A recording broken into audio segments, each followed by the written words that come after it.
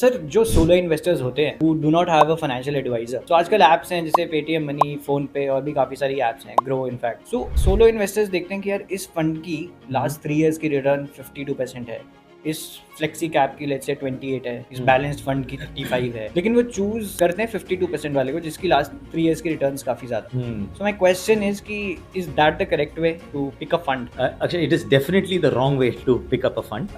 इसका जो फाउंडेशन वो ये है कि अगर इंडिया आज जो भारत में हमारा जो इकोनॉमिक ग्रोथ है और जीडीपी कहते हैं, न्यूज़पेपर में पढ़ते हैं कि India is growing at about 6%, 7%, 6.5%, जो भी नंबर हो, उसमें अगर आप इन्फ्लेशन को जोड़ दे, उसको नॉमिनल ग्रोथ बोलते हैं इंडिया की, किसी भी कंट्री की नॉमिनल ग्रोथ, क्योंकि हर साल आपके जितने प्रोडक्ट्स हैं, सर्विसेज हैं, वो कॉस्ट में बढ़ती रहती है इन्फ्लेशन के हिसाब से। तो एक ग्रोथ रेट जो एक कंट्री का होता है, उसका नॉमिनल ग्रोथ रेट होता है कि ये आपका 6.5% का आपका ग्रोथ है इकोनॉमी का, और आपका शायद 5% करीब इन्फ्लेशन भी है, महंगाई भी बढ़ती जा रही है हर साल। तो ये 11.5% की जो है इस कंट्री की नॉमिनल ग्रोथ है। इसका मतलब ये है कि इस देश में, इस कंट्री में जितने भी कंपनियां हैं, उसकी एवरेज ये ग्रोथ है, ये एक एवरेज नंबर हुआ। तो आपका जो एक्सपेक्टेशन होना चाहिए कि जब मैं मार्केट में पैसा लगाऊं तो मुझे ये 11.5% या 12% की जो इंडिया की ग्रोथ है, ये तो मिलना चाहिए। और मैं अगर एक प्रोफेशनल फंड मैनेजर को पैसा दे रहा हूं और मैं उसमें खर्चा कर रहा हूं, एक्सपेंसेस दे रहा हूं, तो 1-1.5%, 2% जो उसका है वो भी मुझे कवर होना चाहिए।